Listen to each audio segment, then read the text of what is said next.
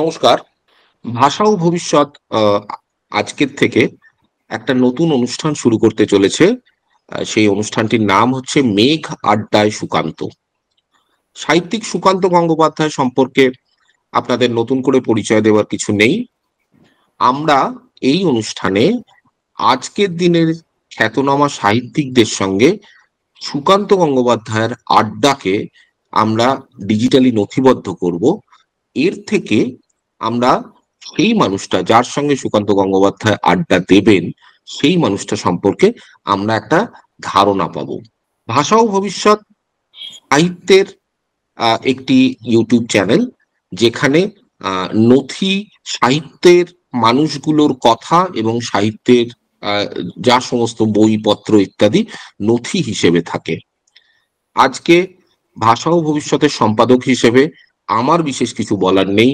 আজকে আমাদের সঙ্গে আ- যিনি অতিথি আছেন তাকে আলাপ করিয়ে দেবেন শ্রী সুকান্ত গঙ্গোপাধ্যায়, সাহিত্যিক Sukanta Gangopadhyay. Over to you Sukanta da, stage আপনার। নমস্কার। নমস্কার সকল শ্রোতাকে। আজকের আড্ডায় আমরা পেয়েছি জনপ্রিয় সাহিত্যিক শ্রী উল্লাস মল্লিককে। উল্লাসের সঙ্গে আমার একটা ব্যক্তিগত খুব ভালো সম্পর্ক আছে আজকে, এবং আমাদের মধ্যে প্রায়ই আড্ডাও হয়, ফোনে হয়, সাক্ষাতেও হয়। এখন উল্লাসের সাথে আমাদের যে আড্ডা হয় সেরকম আড্ডার ছলেই আজকের এই অনুষ্ঠানটা চলবে। তো প্রিয় শ্রোতা, দর্শক, আপনারা আমাদের এই আড্ডায় স্বাগত।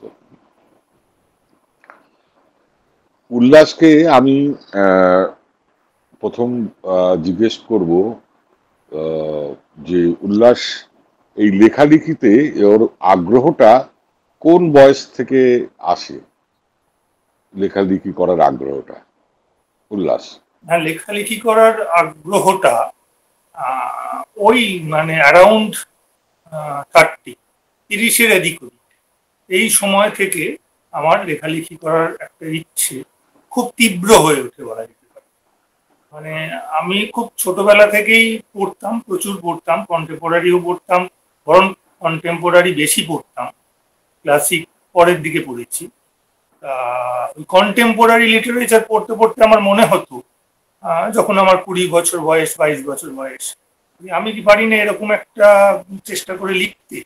কিন্তু আবার একটু দ্বিধা আসতো, দ্বন্দ্ব আসতো, ওরে বাবা এরকম লেখকদের লেখা কি হবে। এই করতে করতে একদিন হঠাৎই বলা যেতে পারে সাহস অবলম্বন করে আমি একটি লেখা লিখে একটি বিখ্যাত সংবাদপত্র দপ্তরে পাঠিয়ে দিই, এবং অদ্ভুত ব্যাপার, মাস তিনেকের মধ্যেই লেখাটা ছাপা হয়। হ্যাঁ, তো সেইটা ছাপা হতে আমি আরো উৎসাহ পাই, ফলে আরো আরো লেখার জন্য এগিয়ে যাই।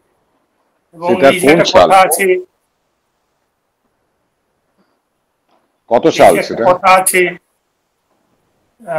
ধরাধরি না করলে হয় না, বা ইত্যাদি ইত্যাদি, কেউ থাকা দরকার, এগুলো সম্পূর্ণ যে ভ্রান্ত, অনেকটাই যে ভ্রান্ত, হ্যাঁ, সেটা আমি আমার নিজের ক্ষেত্র থেকে বুঝতে পারি। এই প্রথম লেখা ছাপা হয়েছিল কত সালে? 2000 সালে। 2000 সাল। তো আহ, উল্লাসের ওই লেখাটাই কি যেটা যেটা দিয়ে তোর সাথে আমার আলাপের সূত্রপাত? হ্যাঁ, একদম। শ্রোতা শ্রোতা বলে রাখি শ্রোতা দর্শকদের যে উল্লাসকে সাথে আমার এমনই সম্পর্ক যে আমি ওকে তুই তুকারি করি, কিন্তু অদ্ভুত। মানে এটা একটা সম্পর্কের রসায়ন, মুখ দিয়ে বেরিয়ে যায় তুই, সবার ক্ষেত্রে বেরোয় না। আবার উল্লাস কিন্তু আমাকে আজও আপনি থেকে নামতে পারিনি। তো আমাদের এই ধরনের সম্ভাষণগুলো আপনাদের একটু অভ্যেস করে নিতে হবে। তো নইলে আড্ডা হোঁচট খেয়ে যাবে। হ্যাঁ। হ্যাঁ, তো ওইটা ওইটা সত্যি আপনার সঙ্গে আলাপ হয়, একদম ঠিক। ওটা পড়ে আপনি, আপনার বন্ধু, সে ঘটনাক্রমে আমার পিস্তুত দাদা সোমেন দা, হ্যাঁ, তাকে হ্যাঁ, বলেছিলেন এই গল্পটি আমার খুব ভালো লেগেছে। তো এই মানে সে তার আগে আমার কথা বোধহয় দু একবার বলেছিল আপনার গল্পের ফিডব্যাক দেওয়ার ক্ষেত্রে। আমি, আচ্ছা, আপনার তখন গল্প বেরোচ্ছে 94 থেকে সম্ভবত, আমি তখন হ্যাঁ, গল্প পড়ে ওই খোকনদাকে ফিডব্যাক দিতাম, আর ও সেটা আপনাকে শোনাত। ফলে আচ্ছা একজন মধ্যে একজন ছিলেন, আপনি হ্যাঁ বলেছিলেন এটা কি সেই উল্লাস তোমার ভাই? তো হ্যাঁ গল্পটা আমার খুব ভালো লেগেছে, তুমি যোগাযোগ করতে বলো, ফোন করতে হ্যাঁ বলো। আমার মনে আছে আমাদের তখন ফোন ছিল না বাড়িতে, আমি ওই একটি মুদির দোকানে গিয়ে, তখন এত দ্রুত হয়নি, মুদির দোকানে ওই মিনিট কিছু পয়সা নিত, তো ওখান থেকে হ্যাঁ আপনাকে আমি আপনার ফোন করেছিলাম। হ্যাঁ। না এইটা সত্যি আমি শ্রোতাদের বলি, ওই গল্পটা তখন আনন্দবাজারের একটা আনন্দমেলার পাতা বেরোতো রোববার করে, সেখানে একটা ছোটদের গল্প ছিল। গল্পটা পড়ে সত্যি আমি চমকে উঠি যে এই ছেলেটির কল্পনা শক্তি অদ্ভুত। হ্যাঁ, এবং আমার মনে হয়েছিল ওই একটি লেখা পড়েই, হ্যাঁ, যে এ কিন্তু লিখবে। হ্যাঁ, তো আমার মনে হওয়া যে ভুল হয়নি সেটা আজকে প্রমাণ হয়েছে। উল্লাসকে এখন কে না চেনে। তো তারপর আমাদের বন্ধুত্ব আরো গাঢ় হয়েছে, আরো ওই নানা রকম বিষয়ে আলাপ আলোচনা, মতবিরোধও হয়। তো আজকে কিন্তু মানে আমাদের আলোচনার থেকেও বড় কথা, আমরা আজকে উল্লাস সহজে সবার সামনে বেরোয় না বেশি, যে পাঠকদের সাথে খুব কন্ট্যাক্ট করে সে একদমই করে না। তো আজকে আমরা সেই অনাবিষ্কৃত উল্লাসকে খানিকটা আবিষ্কার করব। তো উল্লাস, আমি তো তোর বাড়িতে গিয়ে দেখেছি যে আমি যখন গিয়েছিলাম তখন বেশ গ্রাম। হ্যাঁ, তোদের বাড়িটা পাকা, দোতলা, ওই অঞ্চলের সব থেকে বড়ই বাড়ি, কিন্তু আশপাশটা বেশ বেশ গ্রাম, অনেকটা ভেতরে। তো তোরকে যদি কোনো পাঠক তোর লেখা পড়ে কোনো মুগ্ধ পাঠক তোকে দেখা করতে যায় কলকাতা বা তার সংলগ্ন কোনো জায়গা থেকে, তাহলে কিভাবে যাবে তুই রাস্তাটা একটু বল। আমার বাড়িতে যদি কেউ আসতে চায়, হ্যাঁ হ্যাঁ হ্যাঁ। এবার নির্ভর করছে সে কোন দিক থেকে আসবে। আমি এবার কলকাতা সংলগ্ন ওই জন্য বললাম। কলকাতা শহর থেকে এখন সহজতর উপায় হচ্ছে, তাও ভ্যারি করে, যে পার্সোনাল কার যদি থাকে একটা রুট, কার না হলে বাস হলে আর একটা route।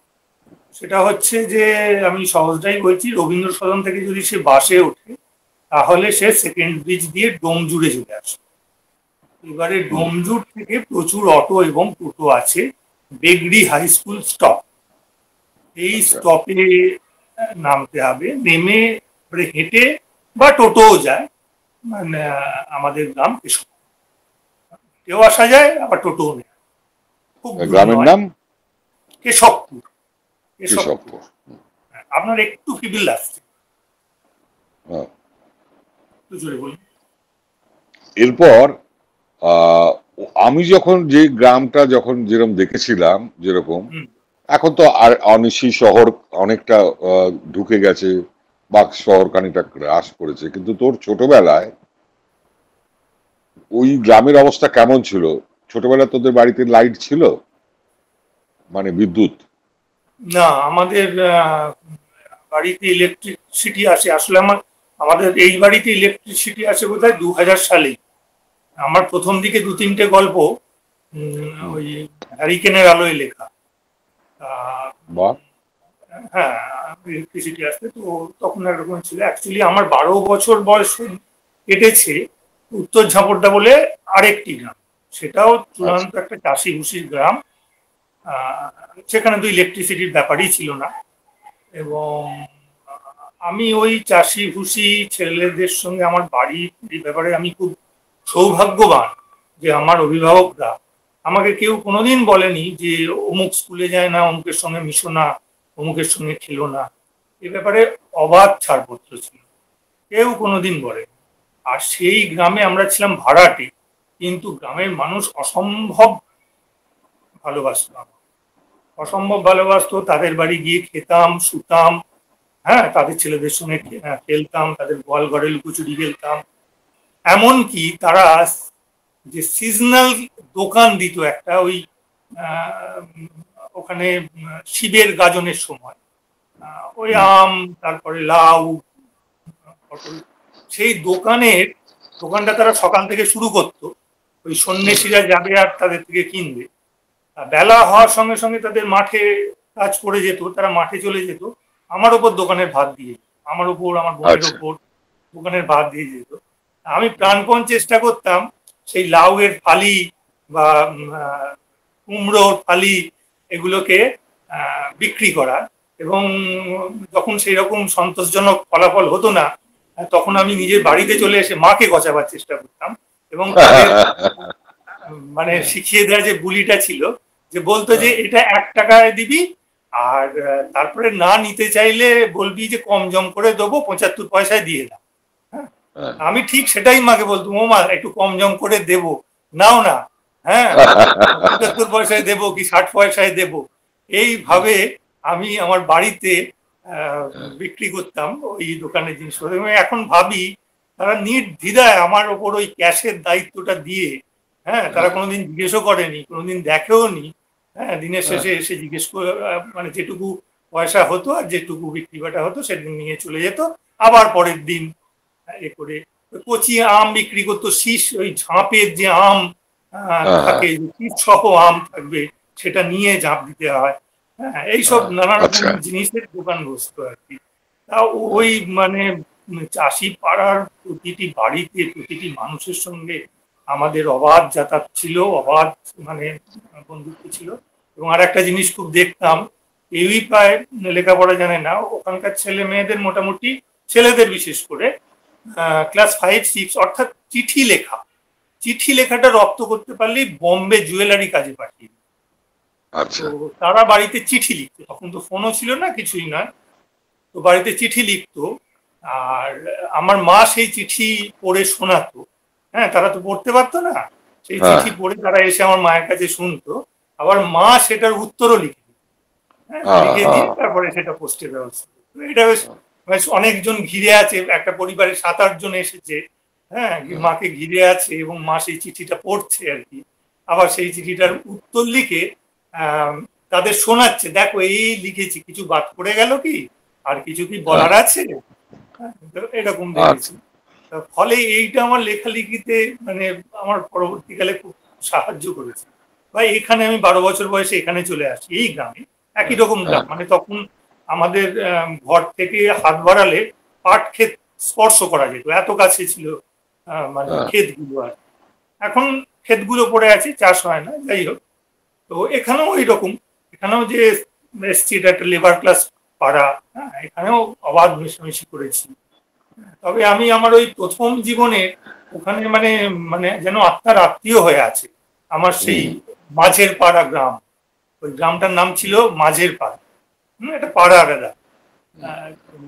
এখনো যাই, তো খুব ভালো লাগে। তোর লেখায় গ্রাম খুব বিশ্বস্ত ভাবে আসে, আর শুধু বিশ্বস্ত ভাবে নয়, ওই আমি যেহেতু লাইটের কথাটা জিজ্ঞেস করলাম, ফলে বোঝা যাচ্ছে তখন ইলেকট্রিসিটি ওই সব গ্রামে ছিল না, সেই জন্যে তোর ভূতগুলো খুব বিশ্বাসযোগ্য, মানে তুই ভূতটাও খুব সুন্দর লিখিস আর কি। হ্যাঁ, তো ওই জন্যই আমি তখন ওটা জিজ্ঞেস করেছিলাম, তার সঙ্গে এগুলো জানা গেল।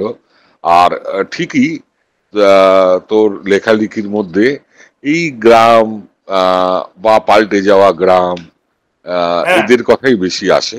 হ্যাঁ, এবং একদমই এবং খুব আমার একটা অদ্ভুত ছিল কি, ছোটবেলায় আমরা যে গ্রামটায় থাকতাম সেটা একদম অত্যন্ত গ্রাম, মাটির বাড়ি, টালির চাল, কারোর খড়ের চাল, কিন্তু সেখান থেকে জাস্ট 10 মিনিট এলেই প্রপার ডোমজুড়ে পৌঁছে যাওয়া যেত। সেটা কিন্তু তখন একটা মানে মফস্বলের একটা চেহারা নিতে শুরু করেছে, এখন তো পুরোপুরি মফস্বল বলা যেতে পারে ডোমজুড়টা। তো আমাদের এই কেশবপুরটা এখনো তাই, যে আমাদের এই গলিটা ঢুকলে হ্যাঁ এখনো সেই গ্রামের একটা ফ্লেভার পাওয়া যায়, কিন্তু এখান থেকে 5-7 মিনিট গেলে সেখানে সমস্ত ওই মফস্বলে যে সমস্ত, সেখানে আপনি বিউটি পার্লারও পাবেন, সেখানে আইসক্রিম পার্লারও পাবেন, সমস্ত কিছু সেখানে পাওয়া যায়, মানে আধুনিক জীবনযাপনের সমস্ত উপকরণ সেখানে প্রায় পাওয়া যায়। এইটা আমার একটা সুবিধে হয়েছে যে মফস্বল এবং গ্রামকে দুটোকেই খুব কাছ থেকে দেখে নিয়ে। এটা তোর বাবা, আমার এই গ্রামটা যেটা কেশবপুর আমি থাকি, এটা চেঞ্জ তো সবারই হয়, এটারও চেঞ্জ হচ্ছিল অল্প অল্প করে, কিন্তু সেকেন্ড ব্রিজটা হওয়ার পরে হঠাৎ যেন একটা ধাক্কা লাগে, এত দ্রুত বদলে গেল এলাকার আশপাশের মানচিত্রগুলো, যে সেটা বেশ ধাক্কা লাগার মতো। আর এটাও আমি খুব উপলব্ধি করেছি যে একটা ব্রিজ কিভাবে, একটা সেতু, হ্যাঁ, নদীর ওপর দিয়ে একটা সেতু কিভাবে বদলে দিতে পারে। কারণ ওই মানে রবীন্দ্র সদন জনপদটাকে থেকে বদলে দিল, জনপদটাকে বদলে দিল। একদম তাই, আমার বহু লেখাতে এটা এসেছে যে কিভাবে জনপদটাকে বদলে দিল, কিভাবে প্রমোটিং শুরু হলো, কিভাবে পার্ক তৈরি হলো, হ্যাঁ, সুসজ্জিত পার্ক, এই কনসেপশন আগে ছিল না। আমাদের যেখানে সেখানে আড্ডা, মাঠে বসে আড্ডা, এটাই ছিল। আমরা দেখতে দেখতে হলো যে যে প্রমোটিং করছে সে হয়তো নিয়ম বহির্ভূত ভাবে করছে, হ্যাঁ, তাকে চাপ দিয়ে পঞ্চায়েত থেকে হোক বা মিউনিসিপ্যালিটি থেকে হোক একটা পার্ক বানিয়ে নেওয়া হচ্ছে, সেখানে দোলনা হচ্ছে, এগুলো আমরা দেখলাম। আমাদের তো মাঠে শুয়ে আড্ডা। হ্যাঁ হ্যাঁ, তো আমরাও খানিকটা সেরকম পেয়েছি আমাদের মফস্বল, কিন্তু গ্রামের পরিবেশ আমার নয়। হ্যাঁ, উত্তরপাড়া। হ্যাঁ, তবে এই আমার এখন উত্তরপাড়া সেকেন্ড হোম ছিল, প্রচুর গেছি, দেখেছি উত্তরপাড়া। খুব রোমান্টিক জায়গা একটা, যাকে বলে গাড়ি বাড়ি ইলেকট্রোরা তিন নিয়ে উত্তরপাড়া। আর পাশ দিয়ে গঙ্গা বয়ে গেছে, পাশ দিয়ে গঙ্গা, মানে GT road, Ganga, rail line. আমি যে মাস্টারমশাইয়ের কাছে অঙ্কবিজ্ঞান পড়তে যেতাম, তার শ্বশুর বাড়ি হচ্ছে শেওড়াফুলিতে। তিনি খুব গর্ব করে বলতেন, জানিস আমার শ্বশুর বাড়ি ভারতবর্ষের তিনটে জিনিস, বিখ্যাত জিনিস আমার শ্বশুর বাড়িকে স্পর্শ করেছে। একটা হচ্ছে জিটি রোড, একটা হচ্ছে গঙ্গা, একটা হচ্ছে ভারতীয় রেল। এটা খুব কম জায়গার মানুষই এটা পায় আর কি, এভাবে বলতে। এখন তোর বাবা ইয়ে একটা স্কুলে হেডমাস্টার মশাই ছিলেন, তাই তো? অ্যাসিস্ট্যান্ট হেডমাস্টার, উনি হেডমাস্টার, মানে খুব বাড়ির কাছেই সেটা, এখন তোর বাড়ির কাছেই? হ্যাঁ, ওই 10-12 মিনিট হেঁটে। আচ্ছা, ওই সেই স্কুলেই পড়েছিস? ওই স্কুলেই পড়েছি, মাধ্যমিক পর্যন্ত ওই স্কুলে। আচ্ছা, এখন বাবার আমি যেটা গিয়ে তোর ওখানে গিয়ে বুঝেছিলাম, বাবা খুব পরিচিত ব্যক্তি, খুব সবাই খুব চেনে। এক কথায় তোর বাবাকে সবাই এলাকার লোকজন এখানে শিক্ষক হিসেবে খুব নাম করা শিক্ষক, খুবই নাম করা শিক্ষক, প্রচুর সকল ছাত্রছাত্রী চারদিকে ছড়িয়ে আছে। ফলে মানে বাড়ি থেকে 3 কিলোমিটার 4 কিলোমিটার দূরেও বাবাকে মানে এক ডাকে চেনে, এবং সেটা এখন এই যে বাবার এত পরিচিতি, সেই পরিচিতির কারণে তো ছোটবেলায় একটু অসুবিধা হতো না? মানে তুই বদমাইশি করলে কেউ বাবাকে গিয়ে বলে দেবে? হতো হতো হতো, একদমই হতো। খুব অসুবিধা হতো। আবার অনেক সুবিধা অসুবিধা আরো অন্যান্য দিকও ছিল। একজন সফল মানুষের অনেক শত্রু হয়, তারা বাচ্চা ছেলের সঙ্গে শত্রুতা করতেও ছাড়ে না, সেটা করতো, সেটা বেশ করতে হতো। আমি কোনোদিন এ নিয়ে বাড়িতে অভিযোগ জানাই। আবার সুবিধেও ছিল, আমি কোনো মানে একবারে হয়েছে একটা সাইকেল, আমি খুব জিনিস হারাতাম। একবার সাইকেল ফেলে আমি মাঠে খেলতে চলে গেছিলাম, রাত্রে খেয়াল হয়েছে যে সাইকেল আনিনি, আমি দৌড়েছি, দেখলাম সাইকেলটা সেই জায়গা দিয়ে আছে। আমি ভুলটা করেছিলাম, দোকানদারকে বলে যে আমি সাইকেলটা দুপুরবেলা ফেলে গেছিলাম, এখন নিয়ে যাচ্ছি। সে আমাকে তো ঘিরে ধরলো, লোকজন চ্যাংড়ামি পেয়ে চোর, হ্যাঁ চোর, হ্যাঁ কেন সাইকেল চোর। তারপরে 2-1 ভদ্রস্থ এলেন, এই মারে তো সেই মারে, আমি কোন রকম ভাবে তোতলাচ্ছি। তারপরে একজন ভদ্রলোক বললেন যে ঠিক আছে, ও একটা মুচলেখা লিখে, মুচলেখা লিখে ওর বাড়ি, ওর সবকিছু করে লেখা হোক, তাহলে দোকানদারও নিশ্চিন্তে থাকবে, দোকানদারকেও কেউ ব্লেম করতে পারবে না। বলে মুচলেখা শিখলো, বলো নাম বলো, আমি বললাম উল্লাস মল্লিক। বাবার নাম বলো, আমি বললাম সমর সিংহ মল্লিক। বললো সমর সিংহ মল্লিক মানে সমরবাবু, আমাদের ব্রিটিশ। দূর ভাই, আগে বলবে, যাও যাও যাও, এরকম সুবিধে আর কি। এরপর হচ্ছে যে বাবা বা মায়েরও কি সাহিত্য প্রীতি ছিল? ছেলে সাহিত্যিক হোক এরকম? প্রবল সাহিত্য প্রীতি, প্রবল। আমার মা ভোরেশাস রিডার, বাবাও তাই। মা লাইব্রেরি থেকে, মা 2-3টে লাইব্রেরি মেম্বার ছিলেন, তখন তো কেনার অতটা ব্যাপার ছিল না। বাড়িতে বাবা যেহেতু ইংরেজির লোক, ইংরেজি বই বেশি ছিল, মাকে দেখতাম লাইব্রেরি থেকে বই এক্সচেঞ্জ করতে। এখন আর মা অনেক বছর 2 হলো একটা স্নায়ু রোগের জন্য মানে ঠিক করতে পারে না। বাবা এখনো পড়ে, বাবার একটা চোখ একেবারে অন্ধ, এক চোখ দিয়েই পড়ে এবং নোটও নেন। তার মানে বাবা মায়ের এই আহ, আহ, ইয়ে অভ্যেস, এই অভ্যেসের কারণে তোর মধ্যেও একটা সাহিত্যের প্রতি প্রীতি তৈরি হয়, একদম বোঝা তাই, যাচ্ছে। একদমই তাই। এবং আমার বাবা একটা সময় লিখতেনও, সেটা বাবা কোনোদিন প্রকাশ করেনি। আমার লেখালেখি প্রকাশ হওয়ার পর সেটা আমার পিসিমা ফাঁস করে দেয়। এখানে আচ্ছা। একটা ওই যে দীপ্তেন্দ্রনাথ সান্যাল, নীলকণ্ঠ যার নাম, হ্যাঁ, হ্যাঁ, যার অচল পত্র বিখ্যাত পত্রিকা, যার ট্যাগলাইন হ্যাঁ, ছিল যে বড়দের পরিবার এবং বাচ্চাদের দুধ গরম পরিবার মাসিক। তো সেই আচ্ছা। পত্রিকা একাত্তর লেখা লিখেছে। এবং হ্যাঁ, এই পত্রিকা থেকে ওটা যখন স্টপ হয়ে গেল, সেটা চালানো গেল না, কিছুটা অংশ ভেঙে বেতাল কথা বলে আরেকটি ঠিক ওই রকমই পত্রিকা বেরোয়।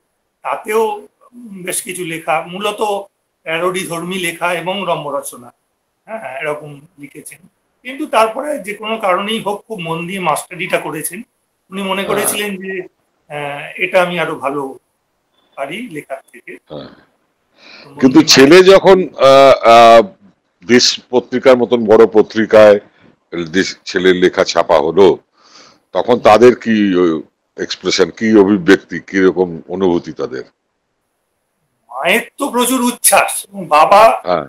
একটু মানে কি বলবো, একটু চাপা, হ্যাঁ হুম। সেই অর্থে উচ্ছ্বাসটা কম। হুম। তো বাবা ঘাড় নেড়ে ওই বললো ভালো। মা তো মানে প্রথম গল্প যেদিন বেরোলো, ওই আপনি যে গল্পটা কথা বললেন হ্যাঁ, আর হ্যাঁ, কি, হ্যাঁ, ওইটা তো হাতে পেয়ে আমাদের কাজের লোককে দেখাচ্ছে, এই দেখো দেখো আমার ছেলে। মানে তার আগে আমার জীবনটা ছিল খুব ছন্ন ছাড়া, হ্যাঁ হ্যাঁ, একেবারে মানে একটা খুব কিছুই পারি না, প্রায় যাতেই হাত দিচ্ছি তাতেই ব্যর্থ হচ্ছি।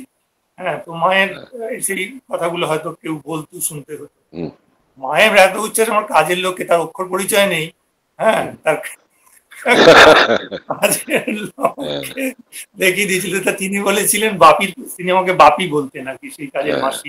তিনি বলেছিলেন বাপির ছবিটা ছাপেন, হ্যাঁ। হ্যাঁ, হ্যাঁ, হ্যাঁ, হ্যাঁ।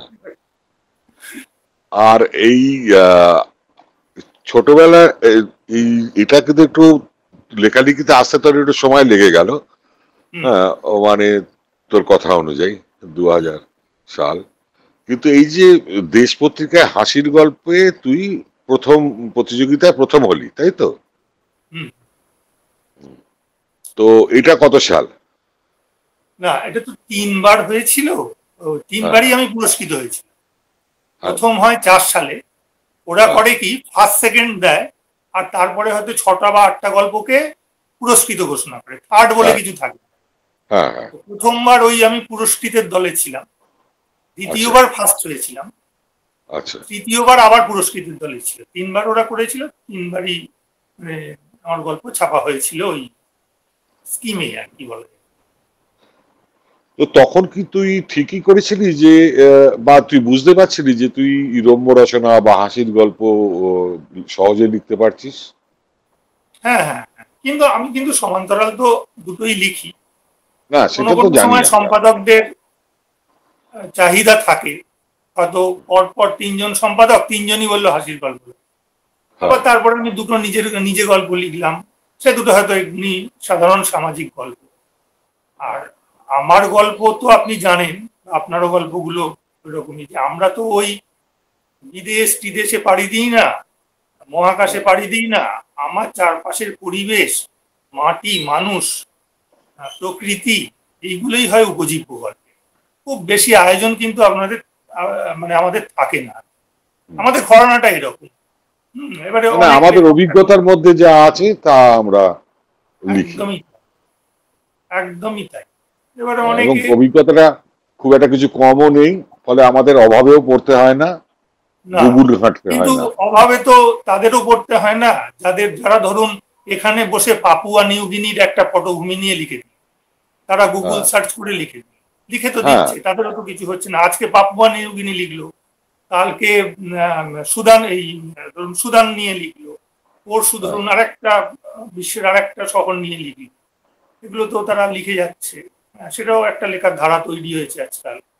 এবং তাদের হ্যাঁ। প্রত্যেকেরই একটা অকাট্য অকাট্য নয়, যুক্তিটাকেও খণ্ডন করা যায়, এটা অন্য পরিসরে হবে। যে বিভূতিভূষণ যদি চাঁদের পাহাড় লেখে, তাহলে আমরা কেন লিখব? হুম। এরকম একটা যুক্তি এখন আর যাই হোক, আর কত যেটা পথ বেছে নেবে। হ্যাঁ, না কথা, ব্যাপার হচ্ছে লেখাটা পড়তে গিয়ে আমার জীবন্ত লাগছে কিনা। হ্যাঁ, হ্যাঁ, সেইটা আমাদের দেখার।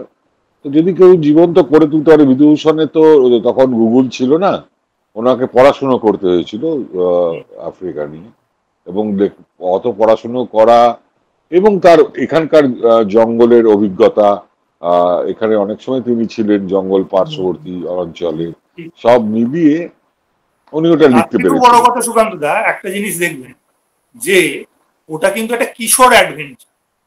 হ্যাঁ, সেই ধরনের ধরনের অ্যাডভেঞ্চার থাকে। একটা কিশোর অ্যাডভেঞ্চার শুধু কিশোরদের ভালো লাগে, এক ধরনের কিশোর অ্যাডভেঞ্চার বা শিশু অ্যাডভেঞ্চার শিশুর কিশোরের সঙ্গে বড়দেরও ভালো লাগে। হ্যাঁ, আমি যখন প্রাপ্তবয়স্ক, ওখানে কিন্তু অনেকগুলো প্রশ্ন উঠতে পারবে। ওদের জলের সোর্স কি, ওই অ্যালভারেজের সঙ্গে যখন ঘুরছে, ওদের খাবারের হ্যাঁ, সোর্স কি, দিনের পর দিন বর্ণনাটা এসে যাচ্ছে। কিন্তু হ্যাঁ, হ্যাঁ, এইগুলো ওটা লোকে যেহেতু অ্যাডভেঞ্চার হিসেবে পড়ে একটা, হ্যাঁ, সেইগুলোর হ্যাঁ, জন্য ওই প্রশ্নগুলো চাপা থাকে। হ্যাঁ, হ্যাঁ, ওখানেও কিন্তু অনেক লুফোলস আছে প্রশ্ন তোলার হ্যাঁ, মধ্যে। হুম? ঠিকই আমি ঠিক। সেটাই বলি যে উনি ভারতবর্ষে বসে আফ্রিকা নিয়ে লিখতে পেরেছিলেন ওই অ্যাডভেঞ্চারটা বলেই পেরেছিলেন। উনি কিন্তু আফ্রিকায় জন্মে একটা পথের পাঁচালী লিখতে পারতেন এখানকার হ্যাঁ, পটভূমি।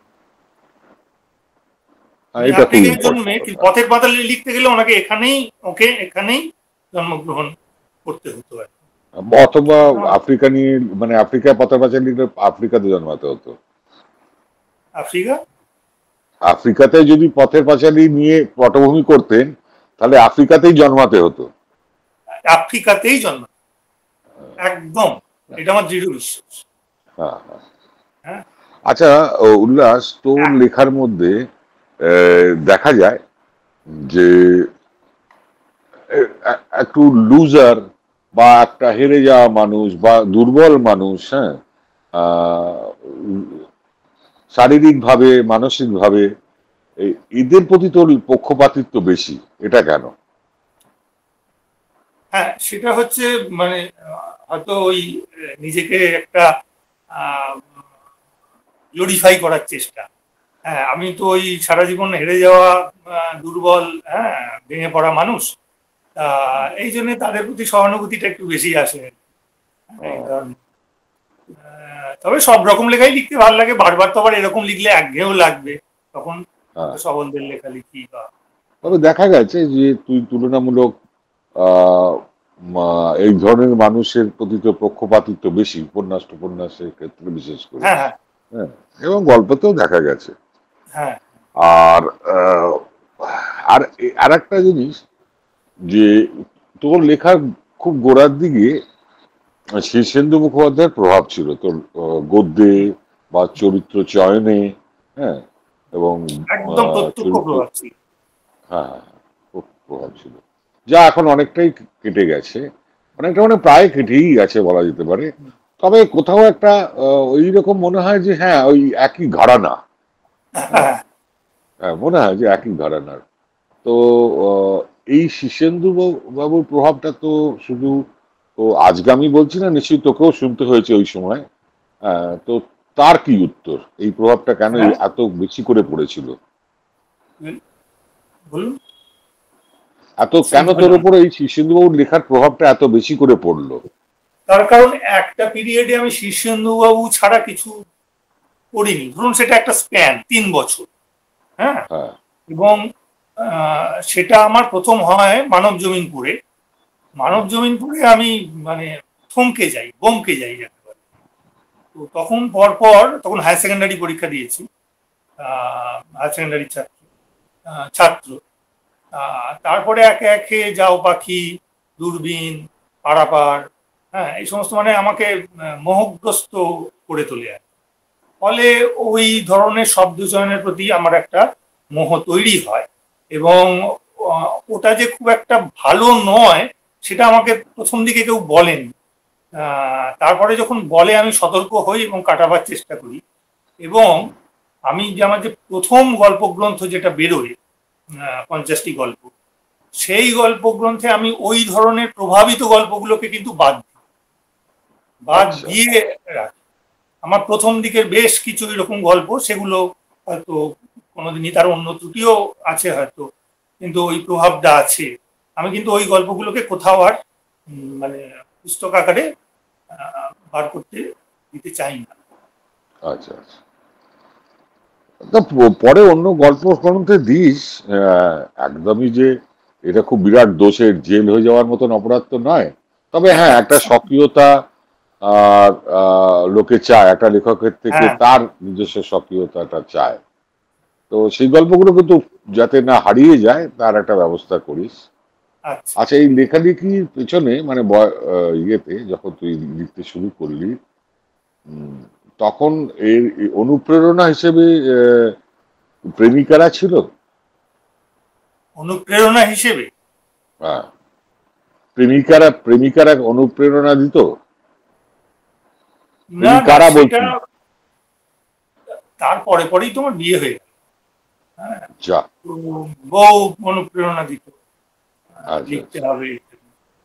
ফলে মানে এই লেখালেখির কারণে কেউ মুগ্ধ হয়ে, মানে বিয়ের আগের কথা বলছি, মুগ্ধ হয়েছে এবং হ্যাঁ, তোকে একটু জোরে বলুন। এই লেখালেখির কারণে তোর প্রতি মুগ্ধ হয়েছে, তোকে প্রেম জানিয়েছে, বিয়ের আগে এরকম ঘটনা ঘটেছে? লেখালেখির কারণে মুগ্ধ হয়েছে তো অনেকেই, কিন্তু হ্যাঁ প্রেম জানিয়েছে বলে মনে পড়ছে না। মুগ্ধ অনেকেই হয়েছে, তারা বলেছে, কখনো চিঠি লিখেছে, কখনো ফোন করেছে। আমার প্রথম দিকে যখন লেখাগুলো বেরোয়, ওই বিশেষ করে আশির গল্পে ওই ফার্স্ট হওয়া বা তারপরেও আনন্দবাজার বাড়িতে বেশ কিছু কভার স্টোরি লিখেছিলাম, তখন কিছু পাঠিকা চিঠিও লিখতো, কিন্তু হ্যাঁ, ওই চিঠিতেই আর কি। চিঠিতেই সীমাবদ্ধ। হ্যাঁ, চিঠিতেই সীমাবদ্ধ। চিঠিতেই সীমাবদ্ধ বা পরে ফোনেতেই সীমাবদ্ধ। এটা কি স্ত্রীর ভয় বলছিস? কেননা তোকে বেশ কয়েকবার আমি কলেজ স্ট্রিট পাড়ায় দেখেছি বেশ মহিলা পরিবেষ্টিত অবস্থায়। হ্যাঁ, না, পরিবেষ্টিত হলেই তো প্রেম হবে তার কোনো মানে নেই, আর সেখানে যদি একাধিক মহিলা থাকে তো কোনো প্রশ্নই নেই। আচ্ছা আচ্ছা। সুতরাং আহ, সেটা আর সত্যি কথা, হয়তো কেউ প্রেমে টেমে পড়েছিল। এখন হ্যাঁ, আমি একটু একটু আমার না সেন্স বরাবরই কম যে কোনো আচ্ছা, জিনিসে। আহ, আমি হয়তো বুঝতে পারিনি সেই ইঙ্গিত, এটাও হতে পারে। বুঝতে যেমন দেরি হয়ে গেছে। হ্যাঁ, প্রথম যে ছোটবেলায় যে প্রেম করেছিলাম, সে আমাকে হ্যাঁ, পরে প্রচুর বকা দিয়েছিল, সে নাকি 1.5 বছর ধরে ইঙ্গিত দিচ্ছে। হুম, আচ্ছা আচ্ছা। তবুও আমি বুঝতে পারিনি। হ্যাঁ, হ্যাঁ, এরকম ট্যাবলা আর কি। হ্যাঁ, পরবর্তীকালের গুলো হয়তো সেই রকম কিছু হতে হ্যাঁ। পারে। তবে তোর সব লেখার মধ্যেই আহ, মানে প্রেম কিন্তু ছুঁয়ে যায়। হ্যাঁ, প্রেম ব্যাপারটা ছুঁয়ে যায়। আহ, এবং মানে সব লেখা বলতে আমি উপন্যাসগুলোর কথা বলছি, প্রেম একটা বড় পার্ট নেয়। হ্যাঁ, হ্যাঁ, এবং সেটা বেশ ভালো লাগে। মানে বিশেষ করে মফস্বলের একটা প্রেম বা গ্রাম ঘাসা মফস্বলের প্রেম, তাদের ধরন ধারণ এবং অত্যন্ত বাস্তব একটা চিত্র ফুটে ওঠে। এবং আমার ধারণা যে ঠিক সেই কারণেই আহ, পাঠকরা সহজে রিলেট করতে পারে, যেহেতু এটা অত বাস্তব, এবং সেই কারণেই তোকে এতটা পছন্দ করে। তো এখন উল্লাস, তোর যে গদ্য প্রায় নিখুঁত আমার না, মনে এই হয় ব্যাপারে একটা গদ্য। মজার কথা বলি। সেটা হচ্ছে, বল। আমার স্ত্রী একটা সময় বলেছিল যে তোমার লেখাতে ওই নায়িকাটা বেশিরভাগই ঢ্যাং ঢ্যাং করে সাইকেল নিয়ে বেরিয়ে যায়। হ্যাঁ, আমি তাকে বুঝিয়েছিলাম যে আমরা যে সময়টা বড় হয়ে উঠেছি, তখন গ্রাম হ্যাঁ, মফস্বলের মেয়েদের সাইকেল চাপাটা ছিল অনিবার্য, যারা একটু শিক্ষিত বা একটু হ্যাঁ, পড়াশোনা করতে চায় বা হুম, তখন তাদের ওই সাইকেলটাই ছিল একমাত্র। এর ফলে আমার বেশিরভাগ নায়িকার একটা সময়, একটা পর্যায়ে পর্যন্ত হ্যাঁ, বেশিরভাগ নায়িকাই দেখা যাচ্ছে সাইকেলে করে যাচ্ছে আর কি। সে প্রেম করতেও হ্যাঁ, যাচ্ছে, হ্যাঁ, নদীর হ্যাঁ। ধারেও যাচ্ছে। তো ও আমাকে হ্যাঁ, তোর বলেছিল, লেখার মধ্যে কিন্তু সাইকেল খুব আসে ঘুরে ফিরে। হ্যাঁ হ্যাঁ, সাইকেল খুব আসে। হ্যাঁ, সাইকেলটা ঘুরে ফিরে খুব আসে। আর এই যে আহ, মফস্বল, এক এক সময় মনে হয় নাকি যে না এবার একটু শহর নিয়ে লিখি, ঝাঁ চকচকে জায়গা নিয়ে লিখি, সেটা না, কি ইচ্ছে করে না? একদম মনে হয় না, একদম মনে হয় না। মনে আমার হয় মনে না। হয় এখানে প্রচুর লেখা পড়ে, এগুলোকেই কালটিভেট করলে প্রচুর প্রচুর লেখা পড়ে। এক একটা মানুষেরই অনেক রকমের শেড আছে, সেই শেডগুলো হ্যাঁ। বিভিন্ন দিক দিয়ে আঁকা যায়। খামোখা দেশে বিদেশে ছুটে বেড়ানো আমি পারবো না। না, আমি বলছি এখানকারই কলকাতার প্রেক্ষাপটে কোনো গল্প বা না, আমি এই ধরনের। যেটা আমার সমস্যা হচ্ছে যে আমার ওই আহ, দুটো দুটো ধরনের লেখা লিখি। সেটা হচ্ছে যে একটা হচ্ছে যে দেখা চরিত্র এবং আহ, পটভূমি, হুম, সেটা নিয়ে লিখি। আর একটা হচ্ছে একদম দেখি না, নতুন করে তৈরি করি একটা জগৎ বা সমাজ, আচ্ছা। যেখানে ঘোড়া কথা বলে, এই গাধা কথা বলে, হ্যাঁ, যেখানে আহ, আহ, ওই ধরুন একটা বানর সে সাংবাদিকের ক্যামেরা ছিনিয়ে নিয়ে মগডালে উঠে ছবি তোলে, হ্যাঁ, এই হুম, একদম অবাস্তব। অর্থাৎ ওই জগৎটা আমি যেমন বানাবো তেমনই হবে। হ্যাঁ, হুম। এই এই দুটো জায়গা নিয়ে মূলত আমি লিখি। সেরকম যদি কোনো ঝকঝকে শহরের পটভূমিতে আসে, যেটা আমি আমার মতো করে বানাবো, যেখানে 100 তলার কমে বাড়ি নেই, হ্যাঁ, সেরকম হলে লিখতে পারি, সেরকম যদি প্লট মাথায় আসে। হুম। আমার মতে তোর অনেক উপন্যাসই তোর অনেক উপন্যাস আমার খুব প্রিয়। তার মধ্যে গল্পের গাধা না উপন্যাসটার নাম? হ্যাঁ, হ্যাঁ, হ্যাঁ, ওই গাধা ওটা কথা আমার বলে। কাছে, হ্যাঁ ওটা অসামান্য উপন্যাস আমার লেগেছিল। আহ, এবং সত্যি মানে ঝিম ঝিম ধরা উপন্যাস, মানে পরে দুদিন আমি আর কিছু করতে পারিনি, লিখতে টুকতে পারিনি। হ্যাঁ, আপনি তো বলেছিলেন। হ্যাঁ, তো এখন ঘটনা হচ্ছে যে এই যে সব অন্যান্য উপন্যাসের থেকে এই উপন্যাসটা একদম আলাদা হয়ে গেল কি করে? হুম। সেটা কিভাবে হলো, তোর কাছে এলো এটা কিভাবে? এটা ওই দেখবেন যে আমি এই জগৎটাকে তৈরি করেছি, একটা জগৎ, হ্যাঁ, আচ্ছা। মানে চেষ্টা করেছি আর কি। হ্যাঁ, যে একটা গাধার সঙ্গে একটা ছেলের তার মালিকের বন্ধুত্ব। বা, হ্যাঁ, হ্যাঁ, হ্যাঁ, কথা কথা বলা, এবং মালিকটু একটু অদ্ভুত প্রকৃতির আর কি, খুব এটা সোজা একদম। সাপটা নয়। না, হ্যাঁ, অনেকটা ওই রকম আমি চেষ্টা করেছি যাত্রাপালা, যেটা পলিটিক্যাল হ্যাঁ, স্যাটায়ার। হ্যাঁ, হ্যাঁ, সেখানে সব মানুষ অদ্ভুত আচরণ করছে, হুম, যার অনেকগুলো বাস্তব ঘেঁষা, কিন্তু আবার বাস্তবও নয়। হুম। এখন এই যে তোর লেখার মধ্যে আহ, এই রাজনীতি মানে গ্রাম্য রাজনীতি, আহ, গ্রাম্য রাজনীতি বলতে আমি বলছি যেমনি পলিটিক্যাল, মানে সেটা কিন্তু গ্রামের রাজনীতির ধরন ধারণ এই যে বারবার তোর লেখার মধ্যে আসে।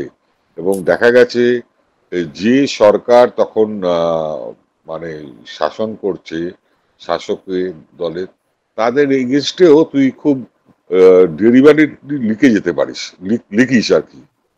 তো এর জন্য কখনো কোনো অসুবিধায় পড়তে হয়নি, কোনো থ্রেটনিং বা এই ধরনের কিছু রাজনৈতিক না, পার্টি না, থেকে? একদম একদম। আর ওই সব লেখা, এত সিরিয়াস লেখা আর পর আবার হঠাৎ কি করে তুই নিজেকে সুইচ ওভার করিস হাসির গল্পে বা রম্য রচনায়? সেটা কিভাবে করতে পারিস তুই হ্যাঁ, হ্যাঁ, নিজেকে ওই কিসে সিরিয়াস সুইচ ওভার? লেখার পর? হ্যাঁ। ওই যে সিরিয়াস লেখাগুলো লিখিস, হ্যাঁ, তারপর আবার হট করে সুইচ ওভার করে যাস হাসির গল্পে, হ্যাঁ, সেইটা কিভাবে নিজেকে ইয়ে না, করিস তুই? হাসির গল্প তো অনেক অর্থে সিরিয়াস। হ্যাঁ, বহু গল্প আছে একদম হাসির ঢঙে লেখা, কিন্তু সেগুলো অত্যন্ত সিরিয়াস। আর তবে বরং আপনি বলতে পারেন রম্য রচনা যখন আসে, হ্যাঁ, তখন কষ্ট একটু হয়।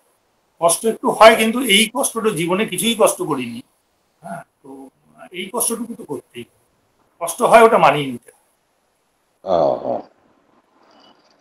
বা আপনি জীবনে তো কি, জানেন এখনকার সিস্টেম, একটা উপন্যাস লিখতে লিখতে অন্তত 3টে ছোট গল্প, আমার ক্ষেত্রে আবার তার সঙ্গে দুটো রম্য রচনা, এসব তো লিখতে হয়। আহ, হ্যাঁ, এইটা একটু সুইচ অন সুইচ অফ করে করতে হয়, করতেই ওই হয়, কষ্ট। মানে প্রফেশনাল হতে গেলে এটা করতেই এটা হবে। এটা করতেই। আমাদের তোর মোটামুটি চাকরি জীবন আমি যতদূর জানি বেশ চাকরি একটা হয়েছিল, ও, কিন্তু সেই চাকরি তুই করে উঠতে পারিসনি। মানে এই যে প্রফেশনাল রোজগারের জীবনটা কিরকম একটু শ্রোতাদের বল। হ্যাঁ, সেটা হচ্ছে যে চাকরি, আমার প্রথম চাকরি হয় বিহার।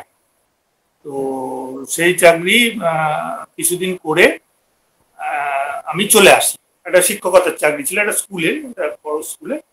তো ওরা যা প্রতিশ্রুতি দিয়েছিল সেটা পুরোপুরি ফিল আপ না হয় আমি মোহভঙ্গ হয়েই চলে আসি ওখান থেকে। তার আগে আমি অনেক কম বয়স থেকেই টিউশন করতাম। প্রথম দিকে একটা ব্যাচ, তারপর দিকে দুটো ব্যাচ। এখন ঘটনাক্রমে আমার যেটা হয়েছিল, আমার শিক্ষক হিসেবেও কিছুটা সুনাম ছড়িয়ে পড়েছিল।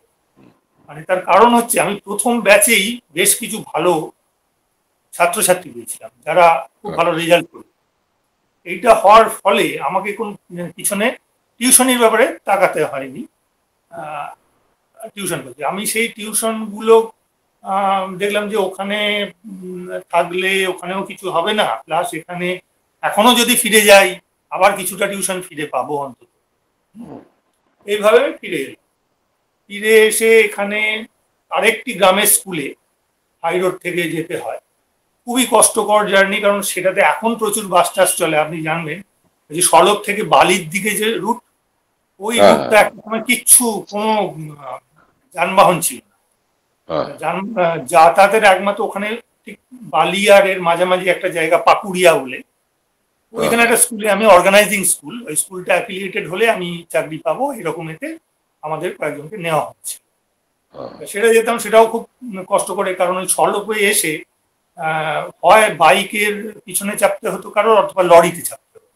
এই দুটো অপশন ছিল। ওই রাস্তায় লরি যেত, লরিতে চাপতে হতো। এইভাবেও বেশ কিছুদিন মাস্টারি করেছিলাম, সেটাও হয়নি।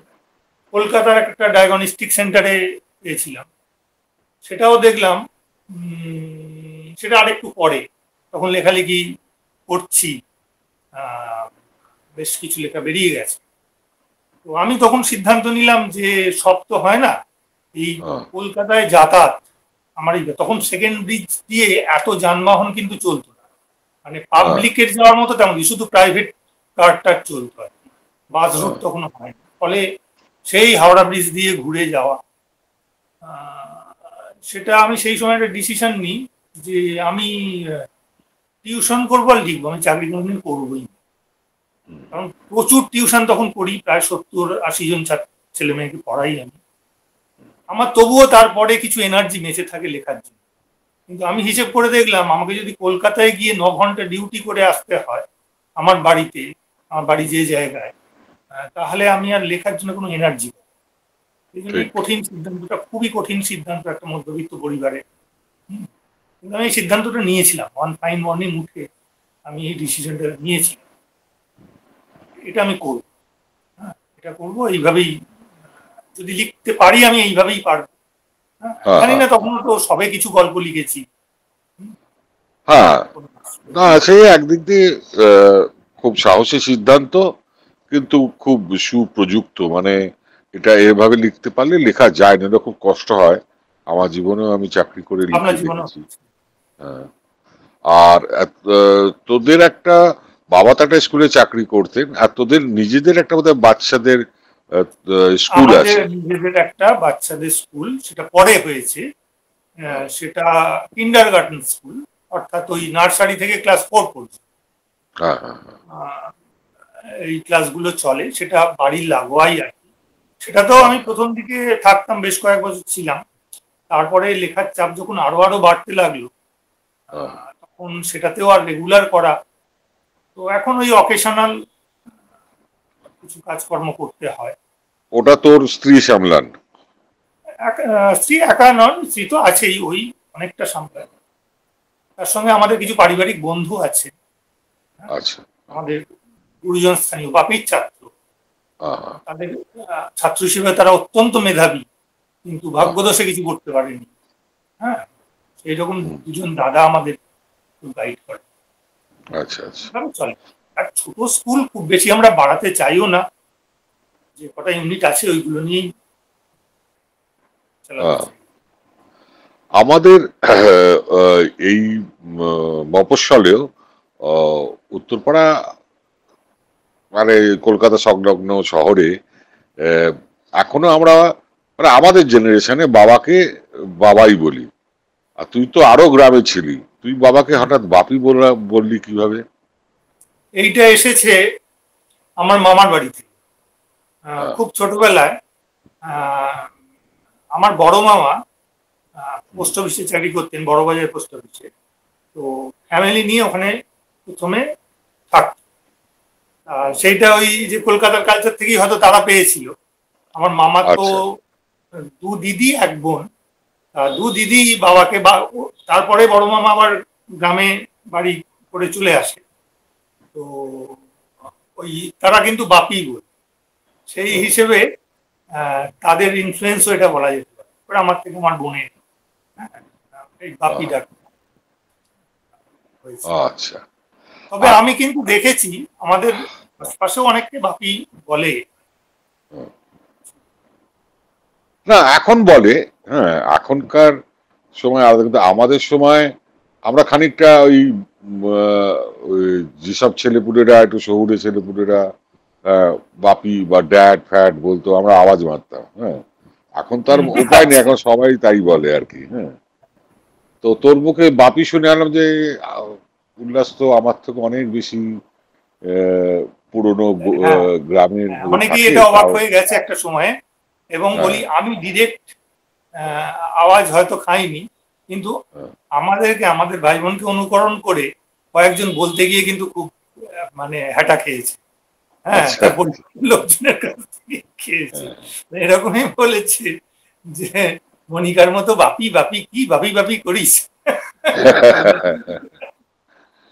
আর আমাদের আহ, এক তোর সমসাময়িক বলতে হবে না, তোর থেকে মোটামুটি এখনো লেখায় আছেন, তোর থেকে সিনিয়র কাদের লেখা তোর পছন্দ? এখনো লেখায় আছেন তো শীর্ষেন্দুদের নামটাই তো প্রথম আর সিনিয়র। হ্যাঁ, সিনিয়র তারপরে তো বলতে গেলে অনেক অনেক নাম চলে আসবে, ফলে সেটা সেইভাবে বলাটা খুব মুশকিল। আচ্ছা, খুব ঠিক আছে। সিনিয়রদের কথা যদি বলতে হয় তাহলে তো শীর্ষেন্দুদা। এর আগে কিছুদিন আগে পর্যন্ত হয়তো আরো 2-3 জনের নাম, 2-1 বছর আগেও 2-3 জনের নাম করা যেত, কিন্তু হ্যাঁ, তারা সম্প্রতি প্রয়াত হয়েছেন। কেউ সময়ে হ্যাঁ, হয়েছেন, কেউ অসময়ে হয়েছেন। হুম, আপনি বুঝতেই পাচ্ছেন কাদের কথা বলছি। হুম, সেইটা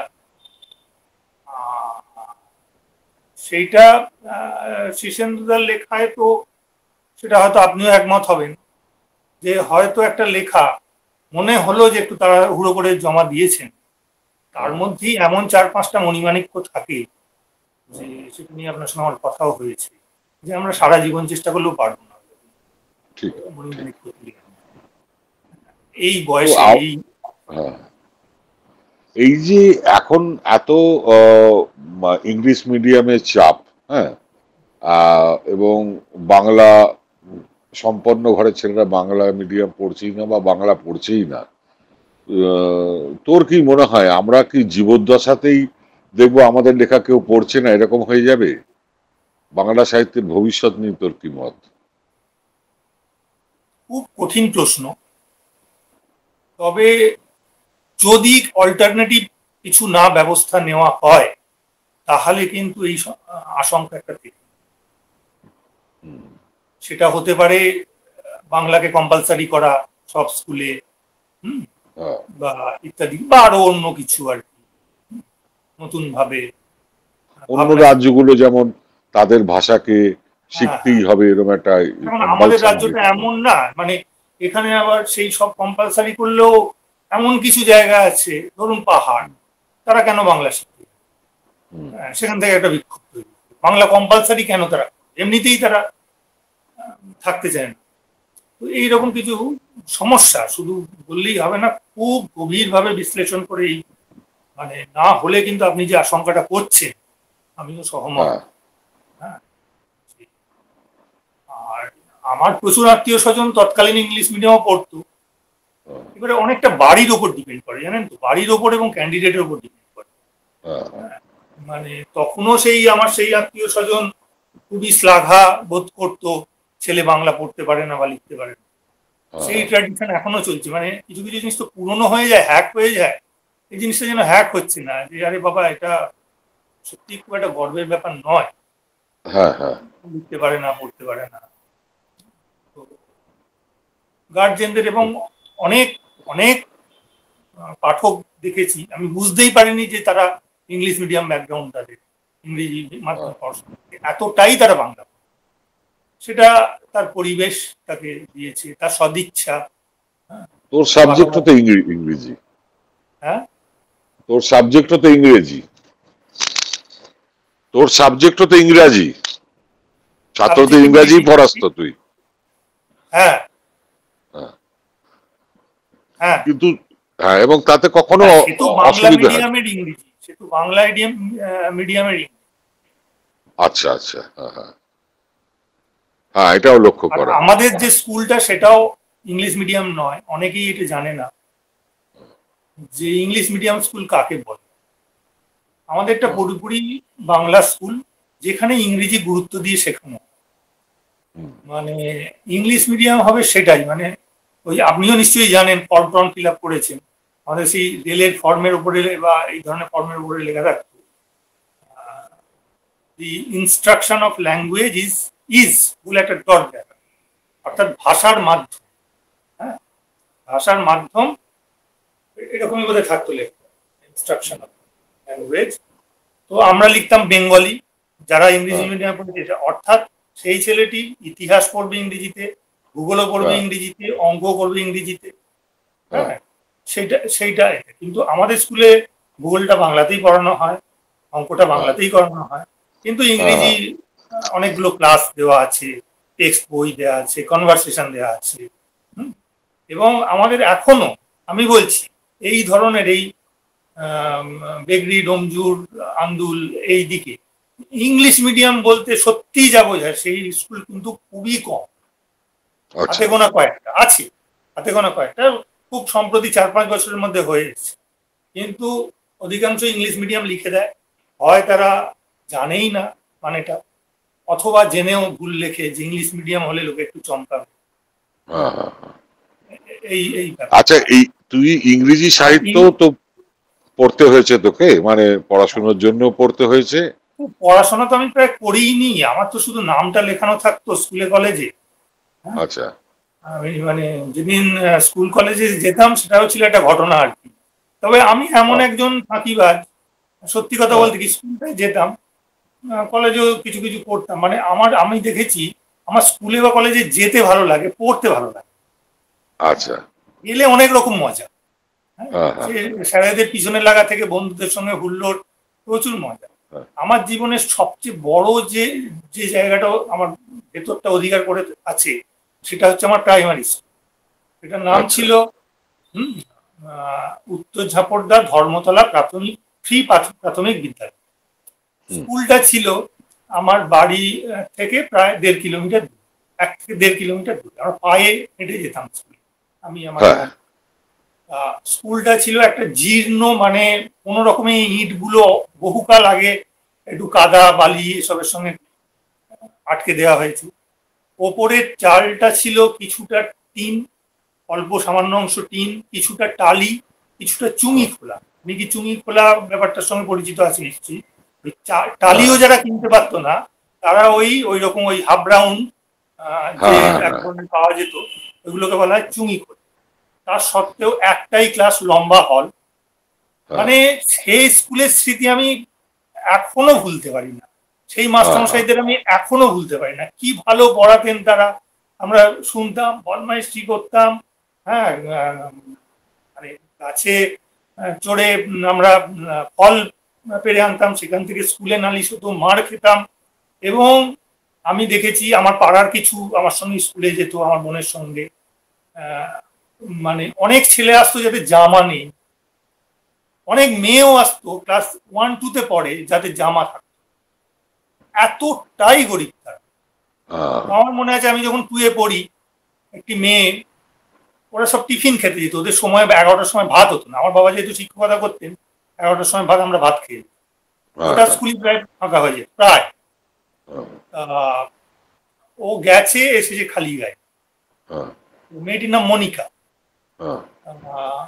আমাদের দিদিমণি ক্লাস নিতে বললো, তুই খালি গায়ে কেন? বললো, দিদি বাসন মাজতে গিয়ে ভাত খেয়েছি, তারপর বাসন মাজতে গিয়ে আর হড়কে পড়ে গেছি, জামাটা ভিজে গেছে, মানে একটাই। ঠিক আছে, পরের দিন ওরকম হলে দাদার অন্তত একটা গেঞ্জি পরে আসো। একদম খালি গায়ে শুয়ে আছে। হ্যাঁ, মানে তিনিও কতটা মানে সোবার ভাবে ব্যাপারটাকে বোঝালেন আর কি। হ্যাঁ হ্যাঁ আর তারা ওই খেয়ে যেত কি জানেন তো, আমরা তো ভাত ডাল মাছ জুটতো, আর অধিকাংশই ওই জলা জ্যাঙালে ঘুরে ওই মায়েরা শাক পাতা ছিঁড়ে ওই একটা হ্যাঁ বেসন টেসন দিয়ে একটা গুলে একটা করে, আমিও খেতাম ভাত খাওয়ার পরে, তারাও খেত আর কি। হ্যাঁ হ্যাঁ ফলে এখন যত্রতত্র স্ট্রাগল কথাটা খুব শুনতে পাই। হ্যাঁ বিশ্বাস করুন, আমাকে কোনোদিন স্ট্রাগল করতে হয় না। আমার মনে স্ট্রাগলটা অন্য জায়গায়। এই যে একটা ডিসিশন নিলাম আমি শুধু টিউশনই করবো, সেটা একটা মানসিক স্ট্রাগল, সেটার অন্য হ্যাঁ জায়গা। কিন্তু আমার বরাবর মনে হয়েছে যে উম, আমি খাবার সময় ভাত পাচ্ছি, ডাল পাচ্ছি, মাছ পাচ্ছি, পড়ার জন্য হ্যাঁ দু সেট জামা কাপড়, খুব বেশি ছিল না, 2 সেটই ছিল। হ্যাঁ, হ্যাঁ এবং এত লজ্জা করতো। আমাদের ভাই বোনের ছাতা ছিল বর্ষাকালের জন্য, আমি ছাতা নিয়ে যেতে চাইতাম না। কারণ গোটা স্কুলে 3-4 জন ছাড়া কারোর ছাতা ছিল না, বা 5-6 জন ছাড়া। হ্যাঁ, মানে আমি সবসময় দল ভারীর দলে থাকতে যেতাম, ইচ্ছা করে ছাতা ভুলে যেতাম, ইচ্ছা করে নিয়ে যেতাম। হ্যাঁ, ছাতাগুলো ফেলে যেতাম। তারপরে আমার বায়না হলো, আমাকে রুটস ব্যাগ কিনে দেওয়া হয়েছিল, যে ও ব্যাগ নেবো না, সবাই তো ও ব্যাগ নেয় না, হ্যাঁ আমাকে সাইড ব্যাগ কিনে দিতে হবে। আমার বায়নাতে আমাকে সাইড ব্যাগ কিনে দেওয়া হলো।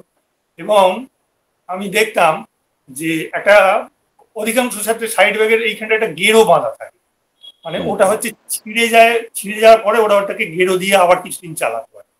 হুম আমার নতুন ব্যাগে আমি একটা গেরো দিয়ে দিচ্ছিলাম। হ্যাঁ, মানে যাতে ওদের সঙ্গে মানে আমি হ্যাঁ আরো একাত্ম হতে পারি, মানে এইভাবে হ্যাঁ ভাবনা ছিল না যে আমি ওর মতনই। হ্যাঁ হ্যাঁ ক্লাস 2 পর্যন্ত ছিল মেঝেতে বসা, মা আসন হ্যাঁ দিত, আমি নিয়ে যেতাম। হ্যাঁ, আসনও ফেলে চলে যেতাম আমি, এমনি সবাই যেরকম মেঝেতে বসতো। আর ওই স্কুল, ওই মাস্টারমশাই, আমার যে অবাক পাঠশালা যে উপন্যাসটা আমি লিখেছি, ওই হ্যাঁ ধরনের মাস্টারমশাইদের কথা আমি বলতে চেয়েছি। এবং আমি হ্যাঁ বইটাই উৎসর্গ করেছি ওই স্কুলের মাস্টারমশাই, আচ্ছা আচ্ছা ওই স্কুলের মাস্টারমশাইদের উদ্দেশ্যেই আমি বইটা উৎসর্গ করেছি। একজন মাত্র, যখন বইটা লিখি জীবিত ছিলেন একজন, তার কাছে গিয়ে পৌঁছে দিয়েছিলাম বইটা বছর 3 আগে, অনেক খোঁজ টোচ করে। হ্যাঁ, নরেন স্যার, তার তাকে আমি বইটা দিতে পেরেছিলাম, এটুকুই আমার তৃপ্তি আর কি। স্যারকে মানে ওই ওই সবাই চলে গেছেন। হ্যাঁ, হ্যাঁ হ্যাঁ এবং আমি জানি ও তখনকার মানে আমার ওটার অনেক বিটার এক্সপিরিয়েন্সও ছিল, সেটা শিক্ষকদের দিক থেকে হতে পারে বা ওখানকার ছাত্রদের দিক থেকে। আমার কিচ্ছু মনে নেই, বিশ্বাস করুন। আমার শুধু স্কুলটা, আমি এখন চোখ বুঝলেই বুঝতে মানে পারি ওটা। আমি হয়তো ভর্তি হয়েছিলাম 76 সালে বা এরকম। হ্যাঁ, সেই একটা বট গাছ সামনে আমার স্কুল, ভাঙাচোরা স্কুল, আমরা মাঠে খেলছি। হ্যাঁ, হ্যাঁ একে ছুঁয়ে দিচ্ছি, মানে আমি এখনো না মানে দিন বলে বলে দিতে পারি। ক্লাস 2-এ ধরাধরি খেলার সময় কল্পনা আম, আম, আমাকে মোড় করে দিয়েছিল, মোড় বলে যেটাকে আর কি। হ্যাঁ হ্যাঁ হ্যাঁ তারপরে আরেকটা স্মৃতি আছে, এই কল্পনা মেয়েটির কথা হলো, আমরা তখন পড়ি, কল্পনা এসে বললো, এটা আমি অনেক পরে, লজ্জায় আগে বলতে পারিনি, অনেক পরে 2-1 জনকে বলেছি। কল্পনা এসে বললো যে এই একটা খেলা খেলবি। হ্যাঁ, একটু বোকা মতো ছিলাম। আমি বললাম হ্যাঁ, খেলা তো খেলতেই তো স্কুলে গেছি, খেলতে, নৌকা ছাড়তে। হ্যাঁ, স্কুলের পাশেই একটা বিরাট পুকুর, হ্যাঁ, পিছনে বসে টুকটুক করে নৌকা ছাড়তাম। এই খেলার জন্যই তো স্কুলে আসে, নৌকা ছাড়ার জন্যই তো স্কুলে আসে। আমি বললাম হ্যাঁ খেলবো। বললো তুই আমাকে একটা গাঁটটা মারবি, আমি তোকে একটা গাঁটটা মারবো। আমি বললাম হ্যাঁ, ভালো খেলা।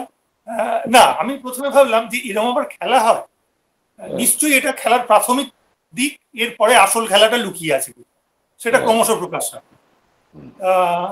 আমি, ও বলল ঠিক আছে, তুই আমাকে মার। আমি বললাম না, তুই আমাকে মার না। আমি বললাম না, তুই আমাকে মার, তারপর আমি মার। আহ, আমি তখনও জানি এর পরে আসল মজাটা বেরোবে কিছু অন্য, নাহলে গাঁটটা মারা একটা খেলা হতে পারে। আমাদের সময় ছোট ছোট ওই শিবপুরের মেয়েরাই বড় বড় খোঁপা বেঁধে আসতো, চুল রাখতো, এখনকার মতো ওই কাট হয়নি।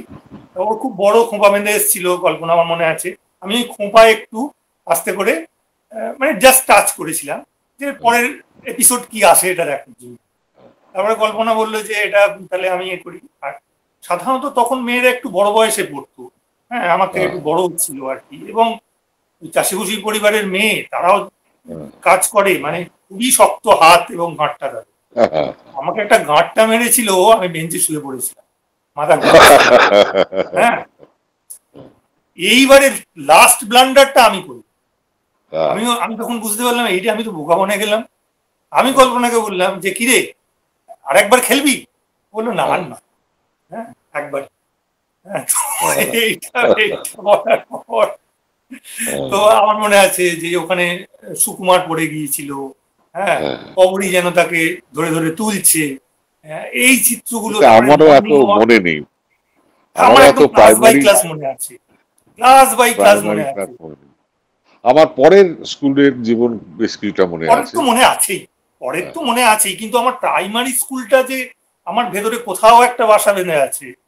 সেই দুঃখী স্কুল, সেই মানে স্বল্প বেতনের শিক্ষকরা, হ্যাঁ, একটা মানে নোংরা পাজামা পাঞ্জাবি, এই ধুতি পাঞ্জাবি, একটা ঢকঢকে সাইকেল, মানে বহুদূর থেকে বলে দেওয়া যাবে এটা সুশান্ত স্যার আসছেন, হ্যাঁ, তার সাইকেলটা এমন শব্দ করতো। শ্যামল গঙ্গোপাধ্যায় বলতেন না যে প্রত্যেক লেখকের একটা ভালো শৈশব থাকা উচিত, মানে একটা জীবন্ত আমার শৈশব। সৌভাগ্যক্রমে এটা খুব হয়েছে, কি স্কুলে কি আমার ব্যক্তিগত জীবনে বাড়িতে, হ্যাঁ, শৈশবটা খুব অনেক বৈচিত্র্য, অনেক কিছু মনেও আছে তো। হ্যাঁ। আচ্ছা, এই যে লেখালেখির ক্ষেত্রে পুরস্কারের ব্যাপারে তুই তো বিভূতিভূষণ একটা বড় পুরস্কারই পেলি সরকার একাডেমি থেকে, বিভূতিভূষণ ইয়ের জন্য, বিভূতিভূষণ পুরস্কার। এটা কি সামগ্রিক লেখালেখির জন্য? হ্যাঁ, নির্দিষ্ট কোনো বইয়ের জন্য নয়, সামগ্রিক লেখালেখি। আর এছাড়া আর পুরস্কার কিরকম প্রাপ্তি? না, আর কিছু পাইনি। টুকটাক তো পেয়েছিস? হ্যাঁ, টুকটাক তো পেয়েছি, টুকটাক ছোটখাটো ছোট সম্বর্ধনা পেয়েছি। সম্বর্ধনা গুলো তো ঠিক পুরস্কার নয়, সম্বর্ধনা পেয়েছি। সম্বর্ধনা গুলো পুরস্কার নয়, পুরস্কার বলতে এটাই। কিন্তু এটাও তো একটা বড় পুরস্কার, এই জনপ্রিয়তা তোর যে এখন, হ্যাঁ, এবং তোকে যে সবাই তোর লেখা খুব পছন্দ করে, তো এটা তো একটা বড় পুরস্কার। আর একটা হচ্ছে যে তুই ফেসবুকে থাকছিস না কেন? লোকে সবাই এখন তো ঢাক বাজানোর জীবন, ঢাক বাজানোর রীতি রেওয়াজ হয়ে যাচ্ছে, তো তুই ফেসবুকে নেই কেন? তার পেছনে কি যুক্তি? কারণ আমি ফোন হ্যান্ডেল করতে পারি।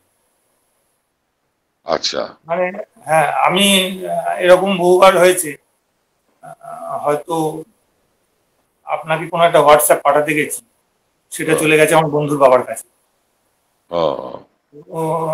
এটা একটা কারণ, হ্যাঁ, যে উল্টোপাল্টা করে ফেলবো, খুব সাবধানে। এই সকাল থেকে আজকে প্র্যাকটিস করেছি কিভাবে অনলাইন করবো।